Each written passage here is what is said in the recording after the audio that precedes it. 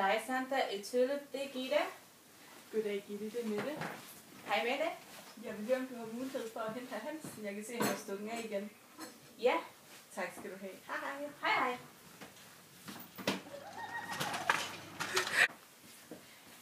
Freja. Ja. Herr Jensen, han stukket af i Plejecenter. Har du mulighed at hente ham? Jeg står lige og skal have fru Jensen på toilettet. Er der ikke andre, der har mulighed? Nej, de har travlt med deres bord. Jeg er ny elev, så jeg kender ham personligt. Det kan jeg ikke hjælpe ham. Jeg kan ikke hjælpe ham.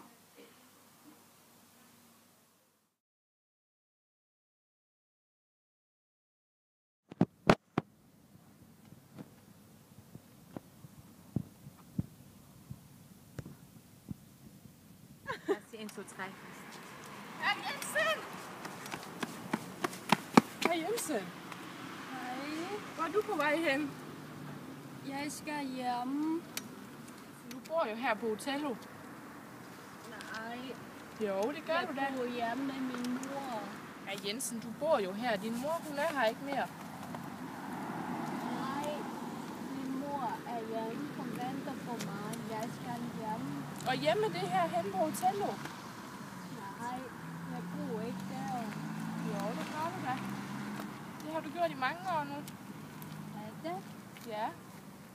Det tror jeg ikke. Jeg tror bor jeg da. hjemme sammen med min mor. Ja. Okay. Herr Hansen, vil du ikke med derover og sidde og få en lille smøg?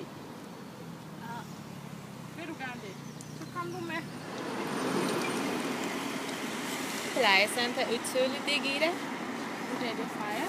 Hej Freja. Hej. Jeg vil høre, om der ikke var en, der kan sige min borger fra Jensen på toilettet. Jo, der. Ja, det er godt, fordi jeg sidder nemlig med herr Hansen her. Han har lidt bøvl med at få tilbage. Ja, jeg kan sagtens finde en, der kan hjælpe dig.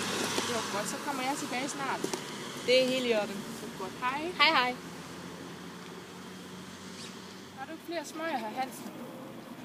Jo, det har jeg. Men det er da ikke der i er den.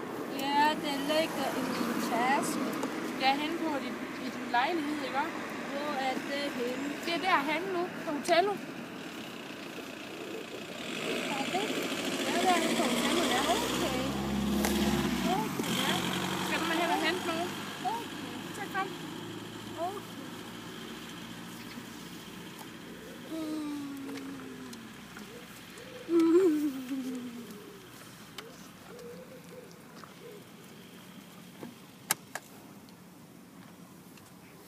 Kom med, herr Hansen. Går det, Hansen? Ja. Du kan godt holde en pause, hvis du ikke kan få vejret, ikke også?